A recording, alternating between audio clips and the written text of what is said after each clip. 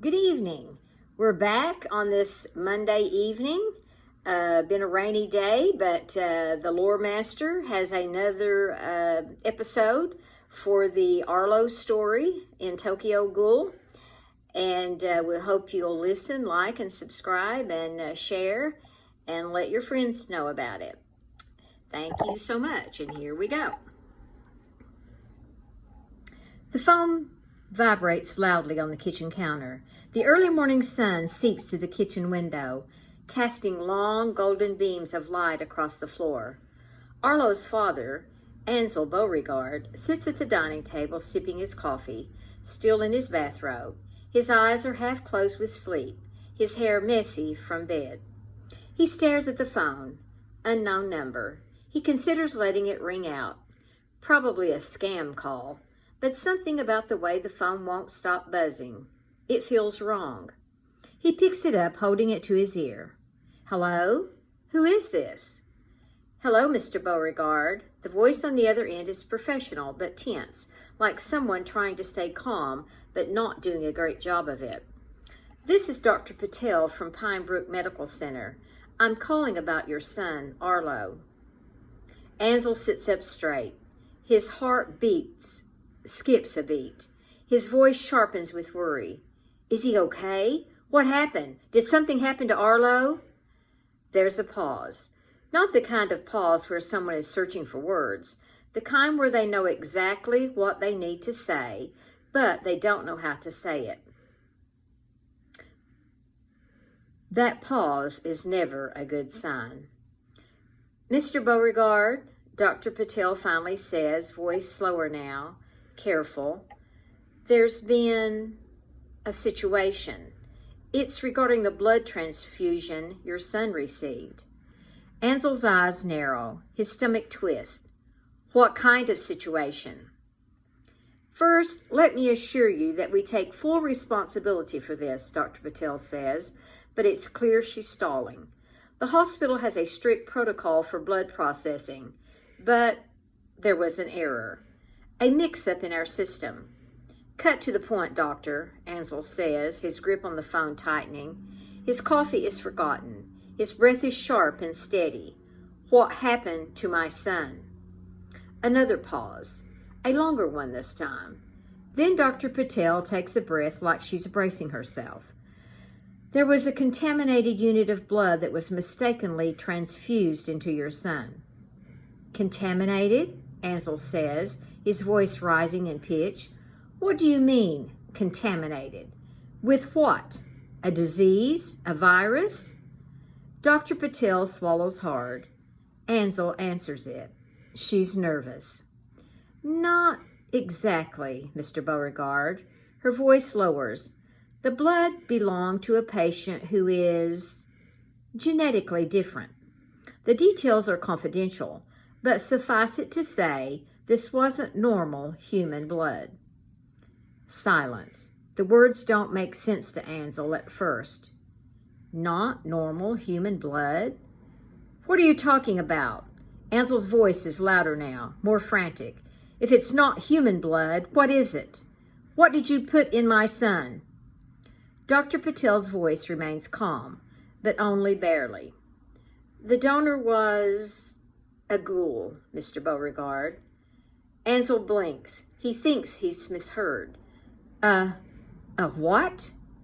A ghoul, she repeats, and this time it's crystal clear. The word hits him like a blow to the chest. The donor was a registered ghoul, and their blood somehow got mixed with the human supply. For a moment, Ansel doesn't breathe. His mind scrambles for an exclamation. Ghouls aren't real. They're myths, urban legends, stories people tell to scare kids. This is a joke, right? He says, his voice hollow. You're telling me you put monster blood in my son? Dr. Patel's voice tightens. I understand how this sounds, Mr. Beauregard, but please listen to me carefully. Your son's body is now undergoing a transformation. The word transformation makes his blood run cold. What kind of transformation? Ansel says slowly, his voice hard as stone. He's no longer confused. Now he's angry. His jaw tightens. His heart pounds against his ribs. You better tell me exactly what's going on with my boy. Dr. Patel takes another breath, bracing herself for a storm. The blood will change his biology, she explains. It's already started, I'm sure. Ghouls have heightened senses, smell, hearing, and especially taste.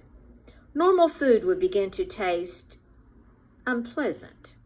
He'll experience extreme hunger that ordinary food cannot satisfy. Ansel's face goes pale. He remembers Arlo eating breakfast that morning, the way he spit out the toast and gagged like it was rotten, the way his face twisted with confusion and frustration. I thought he was just being picky, Ansel whispers, eyes wide with realization. Mr. Beauregard, Dr. Patel says, voice firm, I need you to understand how serious this is. He will crave something new, something specific. Meat, fresh meat, raw meat.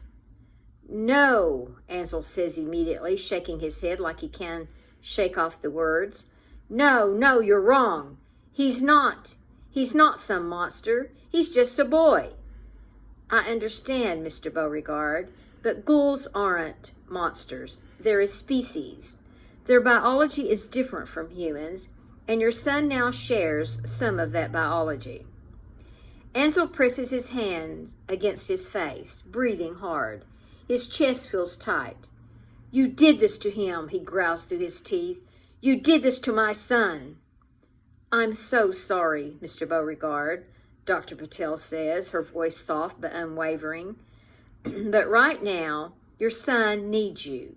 He's going to be scared, confused, hungry. If he doesn't understand what's happening to him, he might panic. He might run. Ansel's eyes snap open. Panic floods his body. He looks around the house. It's too quiet. Arlo, he calls, standing from the chair so fast it nearly tips over. Arlo! No answer. No footsteps. His heart feels like it's about to burst. His legs move on instinct, carrying him down the hall. He checks Arlo's room. The bed is unmade. The closet door is open. The window is open. No, Ansel whispers, running to it. Cold air blows against his face. He sticks his head outside, looking down at the front lawn. It's empty. No sign of him. Arlo! He yells into the street, his voice raw. His throat burns. He's not just calling his son's name. He's pleading for him to answer. Ansel's breathing comes fast and sharp.